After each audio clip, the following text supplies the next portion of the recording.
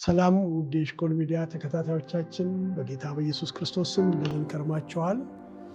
በዛሬው ፕሮግራማችን ስለ አማኞች ወደፊት ተስፋ ወይም ስለሚገለጠው ክብር በተመለከተ ከመጽሐፍ ቅዱስ በሮሜ 8:18 ላይ የተጻፈውን መነሻ አድርገን እንነጋገራለን። በሮሜ 8:18 ላይ የእግዚአብሔር ቃል እንደዚህ ይላል፣ ለኛ ይገለጥ ዘንድ ካለው ክብር ጋር ቢመዛዘን የአሁን ዘመን ስቃይ ምንም እንዳይደለ አስባለሁ። ለኛ ይገለጥ ዘንድ ካለው ክብር ጋር ቢመዛዘን የአሁን ዘመን ስቃይ ምንም እንዳይደለ አስባለሁ።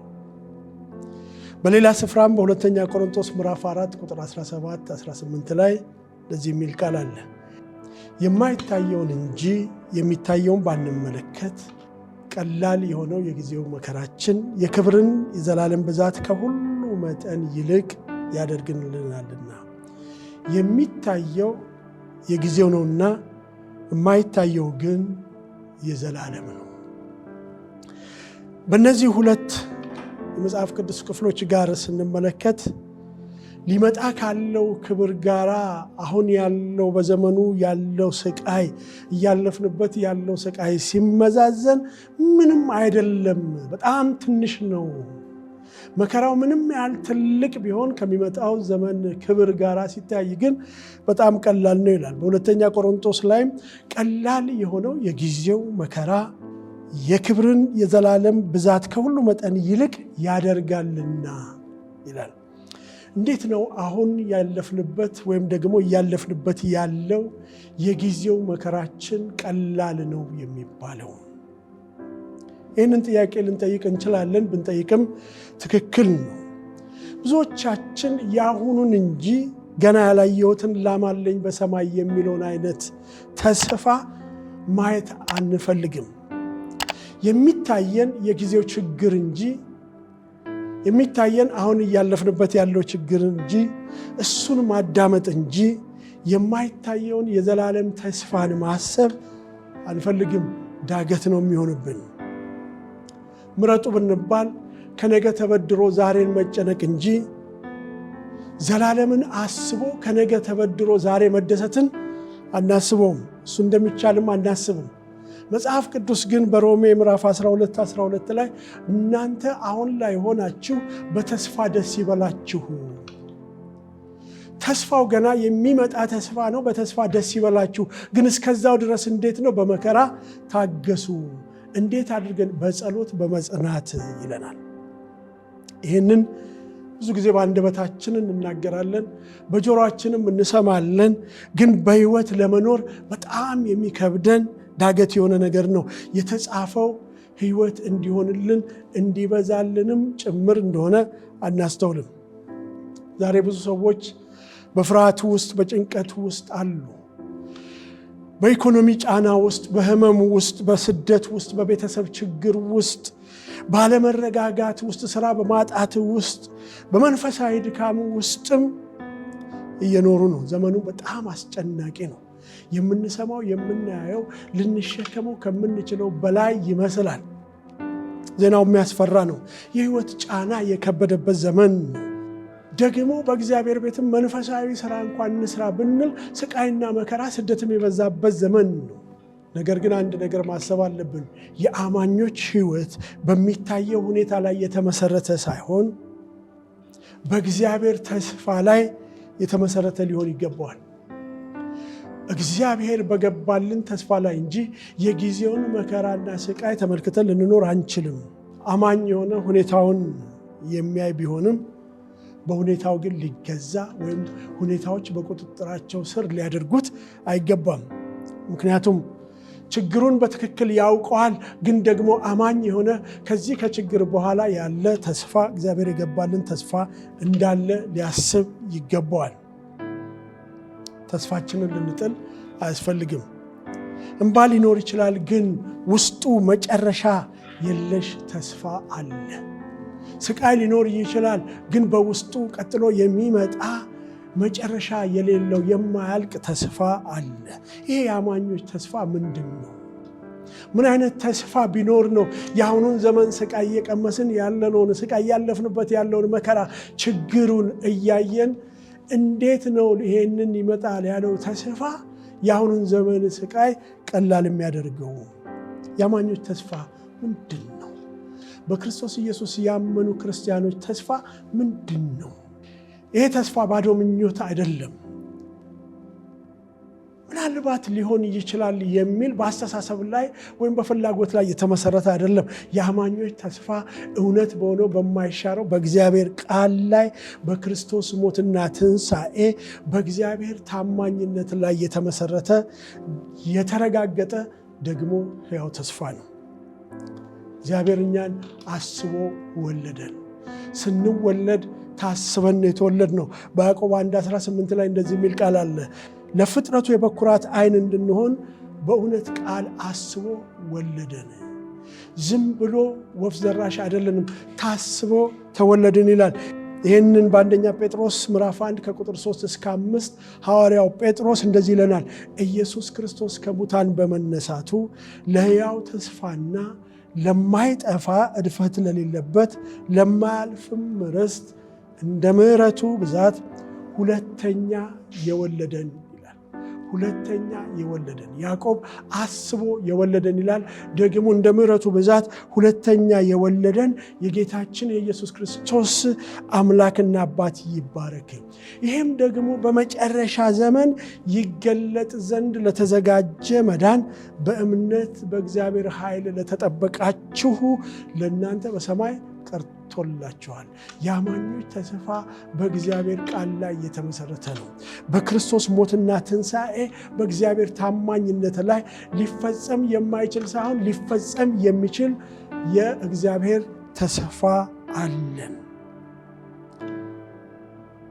እንደ ምሕረቱ ብዛት ሁለተኛ የወለደን። ሁለተኛ የወለደን ሲባል ሁለት አይነት መወለድ እንዳለ ያሳየናል። አንደኛ መወለድ አለ፣ ሁለተኛ መወለድ አለ። አንደኛው መወለድ ወይም ደግሞ አንደኛው ልደታችን እኛን ወደዚህ ወደ ምድራዊ ሕይወት ያመጣን ሲሆን ሁለተኛው መወለድ ወይም ሁለተኛው ዳግም ልደት የምንለው ደግሞ ወደ መንፈሳዊ ሕይወት ያስገባናል። ሁለተኛ ስንወለድ ከምድራዊ ሕይወት ወደ መንፈሳዊ ሕይወት ውስጥ የገባን ሰዎች ነን። የመጀመሪያው መወለድ ሰው ሲያደርገን፣ ሁለተኛው መወለድ የእግዚአብሔር ልጆች አድርጎናል። የእግዚአብሔር ልጆች ደግሞ ከሆናችሁ ከክርስቶስ ጋር ወራሾች ናችሁ የሚል የተስፋ ቃል አለን። ስለዚህ ሁለተኛ መወለድ የስም ለውጥ ብቻ አይደለም፣ የሕይወትም ለውጥ ከሞት ወደ ሕያው ተስፋ የሚያሸጋግር ከሚጠፋ ነገር ወደማይጠፋ ርስት መሻገርን ያሳያል። ስለዚህ አማኞች ተስፋ እግዚአብሔር ከእኛ ጋር ነው የሚል ተስፋ ነው። መከራ የመጨረሻ ቃል አይደለም። መከራ ክብርን የሚወልድ መጀመሪያችን ነው። የአማኞች ተስፋ ክርስቶስ አሸንፏል፣ ስለዚህም እኛም በክርስቶስ ኢየሱስ እናሸንፋለን የሚል ተስፋ ነው። ሞት ሳይሆን የሚጠብቀን ሕይወት ነው። የዘላለም ክብር ከፊት ለፊታችን አለ የሚል ተስፋ ነው። እነዚህን ተስፋዎች ስንመለከት የአሁኑን ዘመን ስቃይ ቀላል ያደርገዋል። የጊዜው መከራ አሁን እያለፍንበት ያለው ስቃይ እሱ ቀላል ነው። ሐዋርያው ጳውሎስ ያለፈበትን ታሪክ በመጽሐፍ ቅዱስ በብዙ ስፍራ ላይ ተጽፏል። ያለፈበት መከራ፣ የደረሰበት ችግር፣ ስቃዩ፣ ስደቱ፣ መጠላቱ፣ እነዚህ ሁሉ ሊመጣ ካለው ክብር ጋር ሲታይ የጊዜው መከራ ወይም የጊዜው ስቃይ ቀላል ናቸው አለ። ምንድነው አሁን ያለው አስጨናቂ ሁኔታ ወይም የጊዜው መከራ ምን ይመስላል? እንዴት ይገለጻል? የአሁኑ ዘመን ስቃይ እንዴት ነው የሚገለጠው? ስቃዩን እንዴት ይገለጻል? መጽሐፍ ቅዱስ እንደዚህ ይለዋል። በአካላዊ፣ በስሜታዊ፣ በመንፈሳዊና ዓለማዊ በሆነ ችግር ውስጥ ይገለጻል። እነዚህ ሁሉ ግን ጊዜያዊ ናቸው። እነዚህ ሁሉ ከሚመጣው ክብር ጋር አይመጣጠኑም። ምንድነው የአካል ስቃይ? በሰዎች በአማኞች ላይ ሊደርስ የሚችለው የአካል ስቃይ ምንድን ነው? እነዚህ በሽታ ሊሆን ይችላል፣ ድካም ሊሆን ይችላል፣ የአካል ጉዳት ሊሆን ይችላል። በህይወት በምንኖርበት ዘመን ሁሉ የዚህ አይነት መከራና ስቃይ አይቀሩም። መከራ አያገኛችሁም፣ ችግር አያገኛችሁም፣ ህመም አያገኛችሁም አልተባለም። እነዚህ በሙሉ ስቃዮች አማኞችን የሚያሰቃዩ ናቸው። በሽታ እንዴት ነው ቀላል የሚሆነው? ድካም እንዴት ነው ቀላል የሚሆነው? የአካል ጉዳት እንዴት ነው ቀላል የሚሆነው ሲባል ከሚመጣው ክብር ጋር ሲመዛዘን የአሁኑ ዘመን ስቃይ ቀላል ነው። ሁለተኛው የልብና የስሜት ስቃይ ይገጥማቸዋል። ሐዘን አለ፣ ጭንቀት አለ፣ ሐሳብ አለ። እነዚህ ሁሉ ስቃይ ናቸው፣ የጊዜው መከራ ናቸው። መዝሙረኛው በመዝሙር 42:5 ላይ ነፍሴ ሆይ ስለምን ታዝኛለሽ አለ። የሚያሳዝን ነገር ያጋጥማል፣ ለምን ታዝኛለሽ? ደግሞ መታወክም አለ፣ ለምን ታውክኛለሽ? የፊቴን መድኃኒቴን አምላኬን አመሰግነው ዘንድ በእግዚአብሔር ታመኛል። አማኞች ነፍሳቸው ታዝናለች፣ ትታወካለች። ይሄ የጊዜው የዘመኑ ስቃይ ነው። ሌላኛው ደግሞ በእምነት የሚመጣ መከራ፣ በእምነት የሚመጣ መሰደድ፣ በእምነት የሚመጣ ስቃይ አለ። ይህንን ስለ ክርስቶስ ስንል የምንቀበለው መከራ እንዳለ ጌታ ኢየሱስ ክርስቶስ ተናግሮናል። በሉቃስ 21 ቁጥር 12 ላይ እንደዚህ ይላል፣ ከዚህም ሁሉ በፊት እጃቸውን በላያችሁ ይጭናሉ፣ ያሳድዷችሁማል። ስለ ስሜም ወደ ምኵራብና ወደ ወህኒ አሳልፈው ይሰጧችኋል፣ ወደ ነገሥታትና ወደ ገዢዎችም ይወስዷችኋል። ይሄ የጊዜው መከራ ነው። ይሄ የጊዜው ስቃይ ነው። ሊቀር የማይችል ነው። ቀላል አይደለም። ስናልፍበት ከባድ ነው። ግን ቀላል የሚሆንበት አንድ መንገድ አለ። በአራተኛ ደረጃ በዓለም ላይ ያለ ችግር የአማኞችም ችግር ነው። የአማኞችም ስቃይ ነው። ድህነት አለ፣ የኢኮኖሚ ውድቀት አለ፣ ጦርነት አለ፣ የሞራል ውድቀት አለ፣ ፍትህ እጥረት አለ። ይሄ ክርስቲያኖችም አማኞችንም የሚያጋጥም በዓለም ላይ ያለ ችግር ነው። በዓለም እስካለን ድረስ ከክፉ እንድንጠበቅ እንጂ ከዓለም እንድንወጣ ጌታ ኢየሱስ ክርስቶስ ስላላለ በዓለም ውስጥ ሆነን እነዚህን ችግሮች ልንጋፈጥ ግድ ነው። ግን ከባድ ናቸው። ሮሜ 8:22 ላይ ፍጥረት ሁሉ እስካሁን ድረስ አብሮ በመቃተትና በምጥ መኖሩን እናውቃለን። ከዚህ የተነሳ ፍጥረት ሁሉ በስቃይ ውስጥ ነው። በሌላ በኩል ደግሞ አማኝ የሚሰቃይበት መንፈሳዊ ግጭቶች አሉ። መንፈሳዊ ግጭቶች እነዚህ ከኃጢአት ጋር መዋገድ ያሰቃያል። ፈተናዎች አሉ። የስጋ ፍላጎትና የነፍስ ፍላጎት፣ የመንፈስ ግጭት አለ፣ ያለመጣጣም አለ። በገላትያ ምዕራፍ 5 ላይ ስጋ በመንፈስ ላይ መንፈስም በስጋ ላይ ይመኛል አለ። ይህም ስቃይ ነው። እነዚህ እርስ በርሳቸው ይቃወማሉ። ስለዚህ የምትወዱትን ልታደርጉ አትችሉም። ሐዋርያ ጳውሎስ ምን ይላል? እነዚህ ሁሉ ስቃዮች እውነተኛ ናቸው፣ ሁሉም ብቻቸውን ሲታዩ ከባድ ናቸው፣ ግን ከሚመጣው ክብር ጋር ሲነጻጸሩ እነዚህን ቀላል ይላቸዋል። ይህንን ቀላል ያለበትን ክፍል መልሰን እናንብበው። በሁለተኛ ቆሮንቶስ ምዕራፍ 4 ቁጥር 17 እስከ 18 የማይታየው ነው እንጂ የሚታየውን ባንመለከት ቀላል የሆነው የጊዜው መከራችን ይለዋል። እነዚህ አሁን ያየናቸው በሙሉ ብቻቸውን ሲታዩ ከባድ ናቸው፣ ግን ሊመጣ ካለው ክብር ጋር ስናነጻጽራቸው እነዚህ የክብርን የዘላለም ብዛት ከሁሉ መጠን ይልቅ ያደርግልናል። በሮሜም ላይ የአሁኑ ዘመን ስቃይ ምንም እንዳይደለ አስባለሁ። ስለዚህ አሁን ያለንበትን መከራና ስቃይ፣ አሁን የምናልፍበትን መከራና ችግር ሊገለጥ ካለው ክብር ጋር አንድ ላይ ካላስተያየነው ከባድ ነው። ሊቀል የሚችለው የሚመጣውን ክብር ስንመለከት ሐዋርያው ጳውሎስ እንዳለው የአሁን ዘመን ስቃይ ቀላል ነው፣ ምንም እንዳይደለ አስባለሁ። እንግዲህ እነዚህ አስጨናቂ ሁኔታዎች፣ እነዚህ መከራዎች አማኙን ምን ሊያደርጉት ይችላሉ የሚለውን ነገር ማንሳት አስፈላጊ ነው። አሁን የምናልፍበት አስጨናቂ ሁኔታ ቢያንስ አማኞችን ከሶስት ነገር ለመለየት ይሞክራል። ከሶስት ነገር ይለየናል። አንደኛው ከሰላም ይለየናል። አሁን እያለፍንበት ያለው መከራ ሰላማችንን ያሳጣናል። ሁኔታውን ልብ እንዲታወቅ ያደርጋል፣ ያስጨንቃል።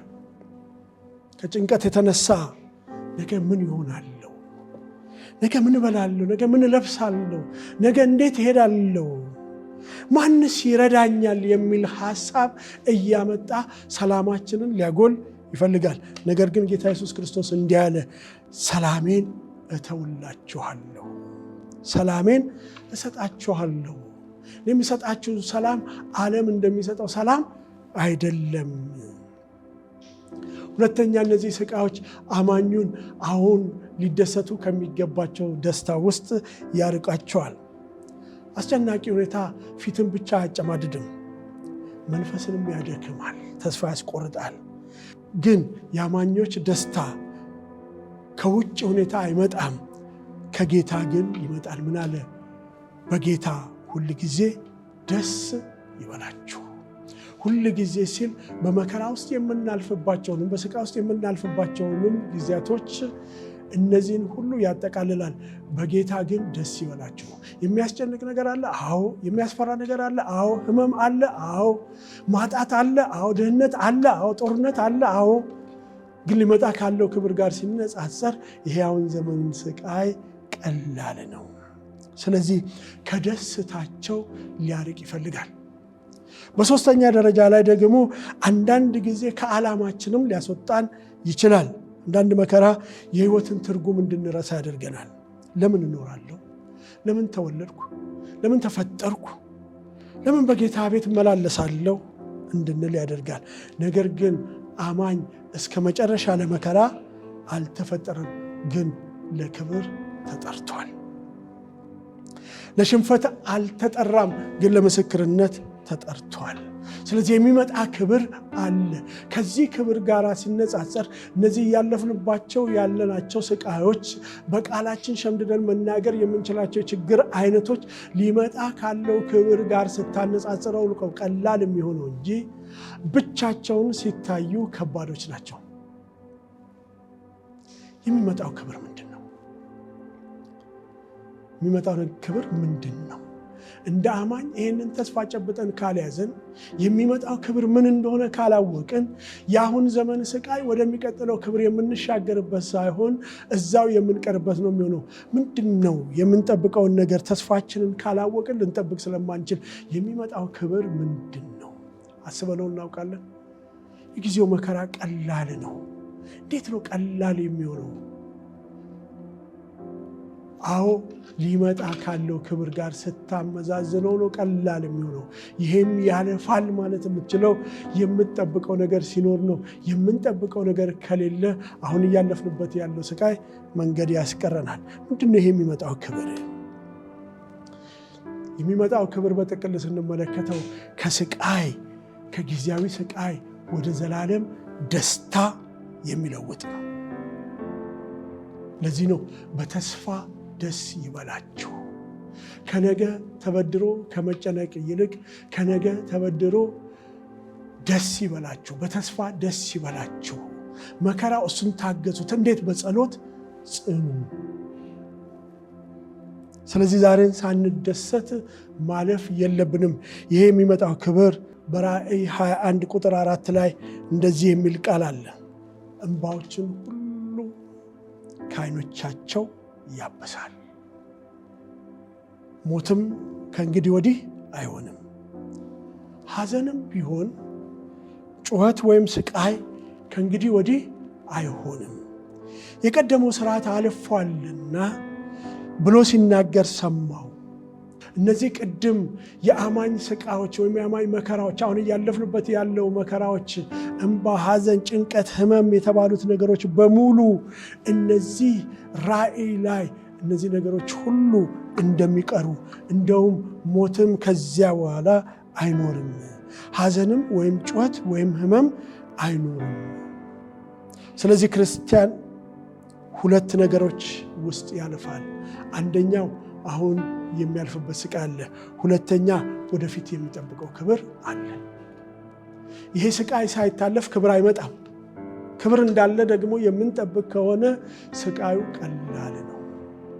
መወገሩ እሱም ቀላል ነው። መሰደዱ እሱም ቀላል ነው። ማጣቱ እሱም ቀላል ነው። ከምን ጋር ሲታይ? ከሚመጣው ክብር ጋር ሲታይ።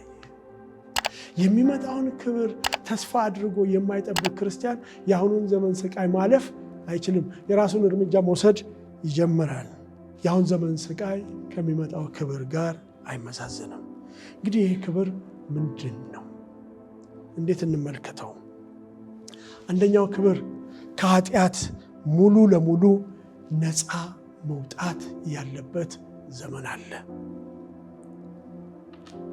ከኃጢአት ሙሉ በሙሉ ነፃ የመውጣት ሐዋርያው ጳውሎስ በሮሜ 8 ቁጥር 21 ላይ ተስፋው ፍጥረት ሁሉ ከጥፋት ባርነት ነፃ ወጥቶ የእግዚአብሔር ልጆች ወደሚሆን ክብር ነፃነት እንዲደርስ ነው አለ።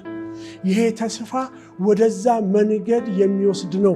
አሁን ይጀምራል። በመከራ ውስጥ ሆነን ተስፋን እያደረግን የሚወስደን ከጥፋት ባርነት ነፃ ወጥተን ለእግዚአብሔር ልጆች ወደሚሆን ክብር ነፃነት እንዲደርስ ነው። ስለዚህ የአማኞች የሚጠብቃቸው ክብር ከጥፋት ባርነት ነፃ ይሆናሉ።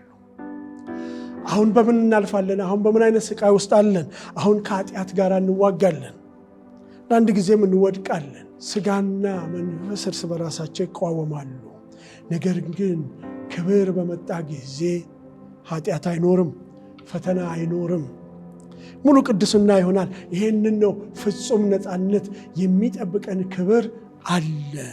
በሁለተኛ ደረጃ ከስቃይ ሙሉ በሙሉ መውጣት አለ። ከስቃይ ሙሉ በሙሉ መውጣት አለ። ቅድም ያነበብነው በራእይ 21:4 ላይ እንደዚህ የሚለው ቃል አለ። ሐዘንም ቢሆን ወይም ጮት ወይም ስቃይ ከእንግዲህ ወዲህ አይሆንም። የሚቆምበት ጊዜ አለ ማለት ነው። አሁን እናልፍበታለን። ነገር ግን ተስፋ እያደረግን ይሄ የሚቆምበት ጊዜ አለ። አሁን እንባ አለ፣ አሁን ሐዘን አለ፣ አሁን ሞት አለ። በክብር ጊዜ ግን እንባ የለም፣ ህመም የለም፣ ሞት የለም። በኢሳይያስ ምዕራፍ 25 ቁጥር 8 ላይ ሞትን ለዘላለም ይወጣል። ጌታ እግዚአብሔር ከፊት ሁሉ እንባን ያብሳል፣ የሕዝቡን ስድብ ከምድር ሁሉ ላይ ያስወግዳል፣ እግዚአብሔር ተናግሯልና። ስለዚህ ሞትን ለዘላለም ያጠፋል። በሦስተኛ ደረጃ የአማኞች ክብር ከእግዚአብሔር ጋር መኖርን። ይህንን በራእይ 21:3 ላይ እንደዚህ የሚል ቃል አለ።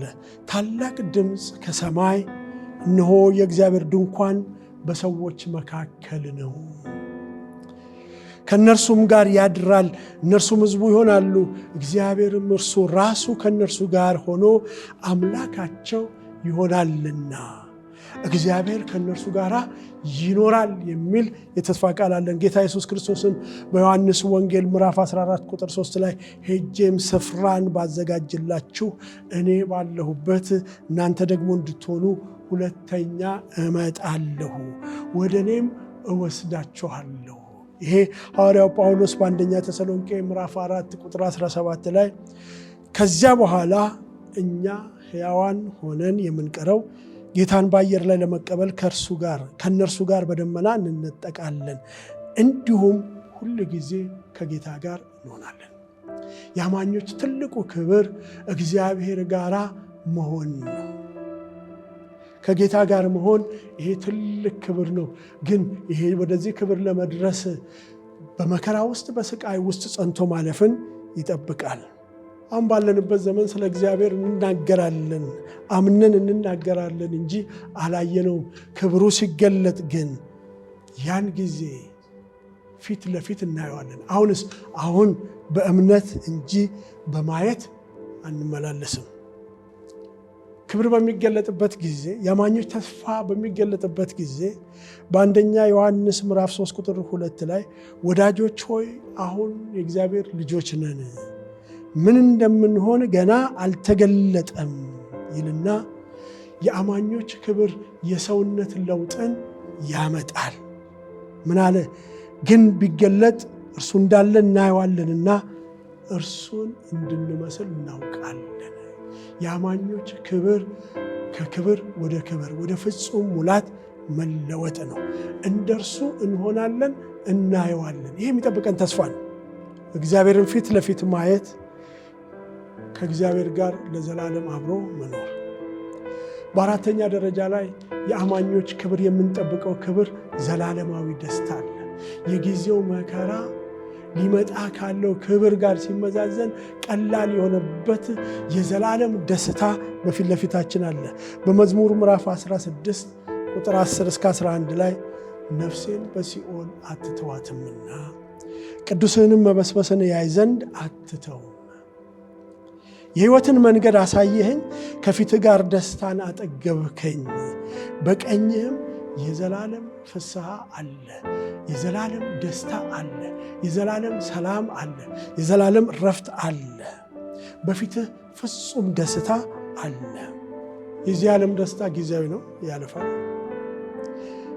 ግን ክብሩ ሲገለጥ የሚመጣው ደስታ ደግሞ ዘላለማዊ ሙሉ የሆነ ጉድለት የሌለበት የማያቋርጥ ነው።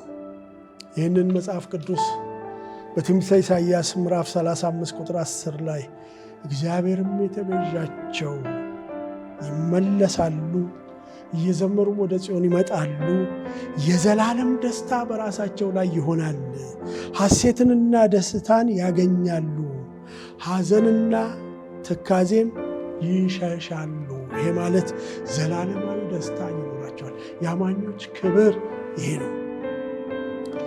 የአማኞች ክብር እንዴት ይገለጣል? ይህን ክብር እንዴት ነው ተገልጦ የምናየው? ተመልካቾቻችን ቀጣዩን ክፍል በሚቀጥለው ፕሮግራማችን ይዘን እንቀርባለን። ጠብቁ።